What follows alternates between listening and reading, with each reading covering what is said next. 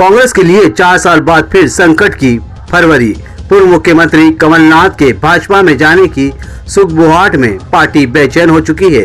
कांग्रेस नेताओं का मानना है कि कमलनाथ का कांग्रेस से किनारा करना लोकसभा चुनाव से पहले पार्टी के लिए बड़ा झटका साबित होगा।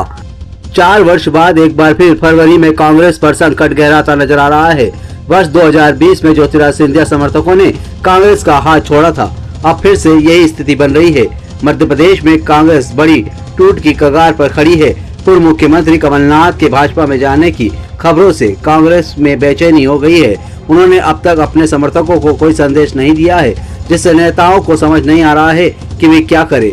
हालांकि सज्जन वर्मा सहित कई नेताओं ने अपने इंटरनेट मीडिया, फेसबुक आदि पर प्रोफाइल भी बदल ली है। 4 वर्ष बाद फिर फरवरी में कांग्रेस के लिए संकट खड़ा हो गया है।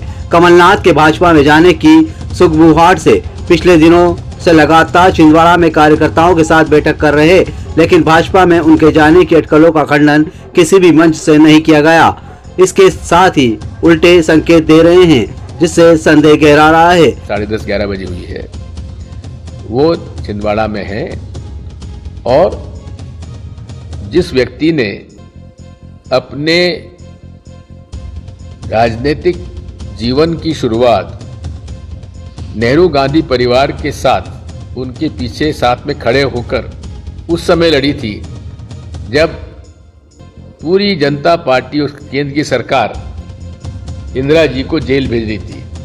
उस आदमी को आप कभी उम्मीद भी कर सकते हो कि ऐसा आदमी कभी कांग्रेस और सोनिया गांधी जी के परिवार को छोड़ के जाएगा, इंदिरा जी के परिवार को छोड़ के जाएगा? आपको उम्मीद भी नहीं करना चाहिए। शनिवार को छिंदवाड़ा जिले में उन्हें विकास यात्रा की बात भी कही। कमलनाथ के भाजपा में जाने की हाट से प्रदेश में कांग्रेस बड़ी टूट सी गई है। उनके समर्थक खुलकर कह रहे हैं कि जहां पर कमलनाथ होंगे वहीं यानी कि हम भी भाजपा में जाते रहेंगे। जो बड़ी संख्या में नेता व कार्यकर्ता उनके पीछे चल देंगे। इससे कई विधायक भी इसमें शामिल है।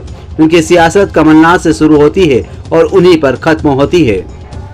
मंदसौर के वर्तमान विधायक विपिन जैन भी कमलनाथ समर्थक है और लगभग कमलनाथ बीजेपी का दामन थाम चुके हैं।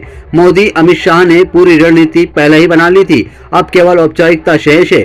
अब समझाते हैं रणनीति को जो मंदसौर विधायक विपिन जैन पर खेली जा रही है। बीजेपी अपने साथ विपिन जैन को लेकर लोकसभा चुनाव भी लड़ा सकती है, क्योंकि बीजेपी में लोकसभा का टिकट इस बार बदलेगा, ये भी सच है।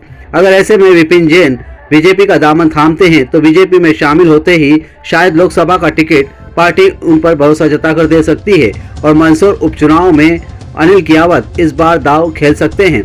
जग जाहिर है कि विपिन जैन इस बार चुनाव अपने दम पर जीते थे और पार्टी सिंबल का उपयोग भी नहीं किया था। तो मतलब साफ है कि विपिन जैन की साफ छवि और दलोदा विकास सहित सिवना शुद्धिकरण जीत की मुख्य वजह बनी। वहीं हम लोकसभा की बात करें तो मोदी लहर इस बार फिर भारी है।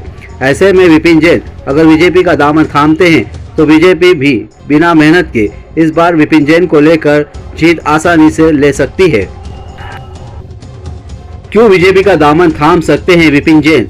तो इसका सीधा सा उदाहरण है कि विपिन जैन तो जैसे तैसे इस बार विधानसभा चुनाव जीत चुके हैं और विधायक भी बन चुके हैं, लेकिन सरकार विपक्ष की यानी कि बीजेपी की बनी। ऐसे में विपक्ष की भूमिका निभाते विपिन जैन अकेले पड़ रहे हैं और सत्ता में विपिन तो है लेकिन उनकी सरकार नहीं। अगर विपिन जैन बीजेपी का दामन थामते हैं तो उन्हें लोकसभा या इस बार बीजेपी से उपचुनाव में विधायक का चुनाव लड़ने को मिलेगा और जीत के साथ इस बार सरकार भी होगी। ऐसे में विधायक के पास खुद की सरकार होगी, जिससे जनता के साथ विपिन जैन को भी कार्यों में गति मिलेगी।